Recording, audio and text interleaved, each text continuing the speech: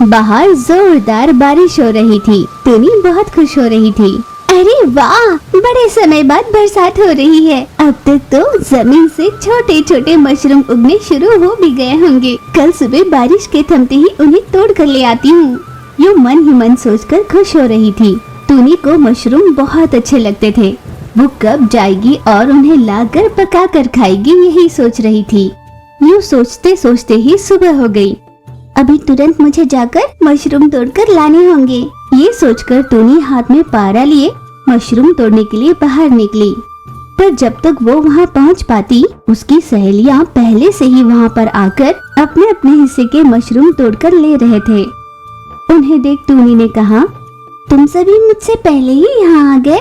मैं भी बड़ी आस से इन्हें तोड़ने के लिए यहाँ पर आई हूँ, पर यहाँ अब देखकर लगता है जैसे ये तुम सबके लिए काफी नहीं होंगे। कोई बात नहीं टूनी, तुम भी खुदाई कर देख लो, तुम्हें भी कहीं न कहीं मिल ही जाएंगे। उनके ये कहने पर टूनी तुरंत जमीन खोदने लगी। बहुत देर तक खुदाई करने पर भी उसे केवल 4 मशरूम ही मिल पाए। टूनी ने और भी खुदाई शुरू की, सोचा कि कहीं मशरूम और भी मिल जाए, पर उसे कहीं कुछ नहीं मिला। केवल उन मिले हुए 4 मशरूम को लेकर वो अपनी सहेलियों के पास आई। दोस्तों, भला मैं इन 4 मशरूम का क्या करूँगी? एक काम करो, इन्हें तुम ही रख लो, मैं चलती हूँ। अरे टूनी, रुक तो सही। मशरूम की सब्जी मेरी माँ को ठीक से बनाने नहीं आती, इसलिए इन मशरूम को तुम ही ले जाओ और पकाकर थोड़ा सा मुझे दे देना। हाँ टूनी, मुझे भी ठीक से मशरूम की सब्जी बनानी नहीं आती, तुम इन्हें ले जाओ और बनाकर थोड़ा मुझे भी दे देना। ये कहकर डोरा ने भी अपने मशरूम उसे दे दिए। हाँ, पर मुझे तो ठीक ठाक बनाने आता है, मैं ले चलती हूँ। ये कहकर चीचू वहाँ से चली गई। टूनी, वैसे तो मुझे थोड़ा बहुत बनाने आता ही है, पर मैं देखना चाहती हूँ कि तुम कैसे बनाती हो। ये सब इतनी तारीफ कर रहे हैं तो मुझे लगता है मैं भी तुम्हारे हाथ का स्वाद चख लूँ एक बार। तुम मेरे हिस्से की भी ले जाओ और पकाकर थोड़ा मुझे दे देना। यूँ एक एक कर सभी ने मशरूम उसे दे दिए।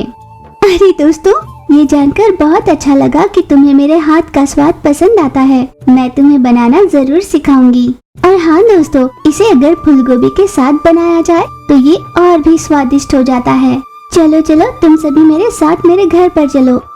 सभी ने हामी भरी और टूनी के साथ उसके घर चले गए। घर पहुंचते ही टूनी ने सबको एक एक काम दिए। आंगन में फूल गोभी लगी होंगी, उसे ले आते हैं और महीन काटकर सब्जी में मिलाकर तुम सभी के परिवार वालों के लिए और मेरे लिए काफी हो इतनी सब्जी बना लेते हैं। यूँ टूनी के कहने पर सभी ने आंगन से फूल गोभी तोड़ कर लाई। फूल गोभी को अच्छे से धोकर काट लिया। फिर एक एक कर उन्होंने मशरूम को अच्छे से धोया। टूनी मशरूम धोकर उन्हें दे रही थी। फूल गोभी को मोटा मोटा काटकर उसमें मकई का आटा और रंग डालकर पहले तो उसने कुरकुरे पकोड़े बना लिए। फिर फूल गोभी और मशरूम को मिलाकर उसने बहुत अच्छी सब्जी बना ली। सब्जी का बहुत अच्छा स्वाद आ रहा था। अरे वाह, कितनी बढ़िया खुशबू आ रही है। जिसकी खुशबू ही इतनी अच्छी हो, वो खाने पर ना जाने और कितना अच्छा होगा। यूँ सभी बात कर रहे थे। टूनी ने उन सबको सब्जी बनाते हुए उन्हें कैसे बनाते हैं इसकी विधि बताई। कुछ ही समय में टूनी ने दोनों डिश बना ली, फूल गोभी के पकोड़े और फूल गोभी मशरूम की सब्जी। सबने अपने अपने हिस्से की सब्जी ले ली। उसे चख कर कहा, अरे वाह, इसका स्वाद तो बहुत बढ़िया है। मेरे घर में हर किसी को ये बहुत भाएगा। सभी तुम्हारी तारीफ करेंगे टूनी। दोस्तों, मैं तुम सबका फिर से आभार मानती हूँ, क्योंकि आज मुझे मशरूम की सब्जी खाने का बहुत मन कर रहा था। पर जैसे ही मैं वहाँ पहुँची, तुम सभी को वहाँ देखकर मुझे लगा कि मुझे मशरूम नहीं मिलेंगे, पर तुम सबने अपने हिस्से की मशरूम मुझे दे दिए और तुम सबने जो तारीफ की उसका बहुत बहुत धन्यवाद। यूँ खुश होकर टूनी ने कहा। उसकी सभी सहेलियाँ भी बहुत खुश होकर वहाँ से अपने घर लौटी। टूनी अपनी थाली परोसकर बस खाने ही वाली थी कि तभी वहाँ पर चीचू कौवा आई। टूनी, थोड़ी सी सब्जी हो तो दे दो ना। अरे क्या हुआ? मशरूम की सब्जी तुम खुद बनाने वाली थी ना? हाँ दोस्त, मैं मशरूम की सब्जी बनाने की सारी तैयारी कर चुकी थी। बस अचानक कहीं से वो मही चील आई और उसने सारे मशरूम चुरा लिए और मेरा मन कर रहा है सब्जी खाने का, इसलिए मैं तुम्हारे पास आ गई। टूनी ने एक थाली उसके लिए भी परोस दी। चीचू कौवा ने खाना चखा और उसे वो बहुत पसंद आया। टूनी ने उसे आराम से खाने के लिए कहा। सब तुम्हारी जो तारीफ कर रहे थे वो बिल्कुल सच है। सच में तुमने बहुत अच्छी सब्जी बनाई। फिर से चीचू ने उसका आभार माना और वहाँ से घर लौटी। टूनी अपने आप में ही ये सोचकर खुश थी कि वो आज मशरूम की सब्जी खा पाई। मन ही मन उसने अपनी सभी सहेलियों का आभार माना। वो शाम का समय था। सभी पक्षियाँ कतार में खड़ी होकर इंतजार कर रही थी। वहाँ खड़ी पक्षियाँ आपस में यूं बात कर रही थी। आज इसे क्या हो गया? अभी तक इसने अपनी दुकान नहीं खोली। कब तक इंतजार करें हम? आज आएगी भी या नहीं? यूं सभी जब बात कर रहे थे तभी वहाँ पर टूनी आई। उसने सभी से कहा, मुझे माफ कर दीजिए, आज मैं दुकान नहीं खोल पाऊंगी। दरअसल मेरी सेहत ठीक नहीं। कृपया आप सब यहाँ से चले जाइए। गलत मत समझना। हाँ, तुम पहले अपने सेहत का ध्यान रखो, वरना ऐसा न हो कि अगले 4 दिनों तक तुम दुकान ही ना खोल पाओ। सबकी बात से सहमत होकर टूनी वहाँ से आराम करने निकल पड़ी। आखिर टूनी क्या बेचती थी, ये जानने के लिए हमें कुछ दिन पीछे जाना होगा। ठीक 2 हफ्ते पहले टूनी अपने ठेले के सामने खड़ी होकर, आओ बहनों आओ, मिट्टी के बर्तन में बना मसाला ले जाओ। बहुत ही स्वादिष्ट मिट्टी के खुशबू का अनोखा स्वाद पाओ। ले जाओ मसाला ले जाओ। यूं आवाज लगा रही थी टूनी। फिर अपनी कार में सवार लूसी कबूतर वहाँ पहुँची। हाय, मैं पिछले कई दिनों से तुम्हें यहाँ पर आवाज लगाते हुए देख रही हूँ, पर तुम्हारे ठेले पर कोई नहीं आता और शाम होते ही आप अपने सारे मसाले मुफ्त में ही बांटकर यहाँ से चली जाती है। ऐसा क्यों?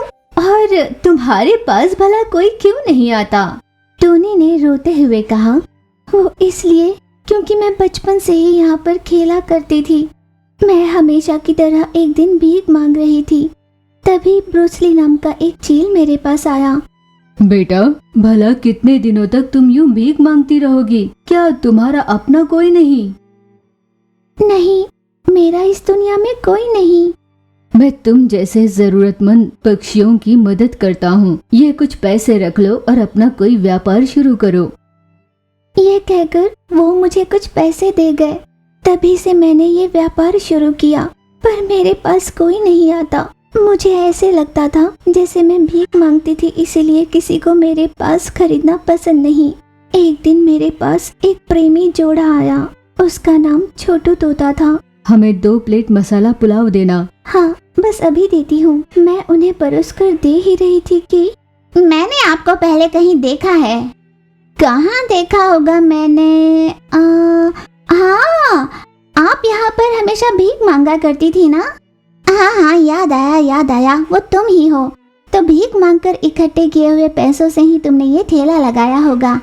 हमें इस भिखारन से कोई पुलाव वुलाव नहीं लेना। चलो यहाँ से चलते हैं। ये कहकर वो दोनों वहाँ से चले गए। तब मुझे पता चला कि सभी मुझसे कितनी ईर्ष्या करते हैं, पर मैं इसी आस में हर दिन ठेला लगाती हूँ कि कभी न कभी कोई मेरे पास खाने के लिए आना चाहेगा। यूं रोते हुए टूनी ने अपनी सारी बात लूसी से कही।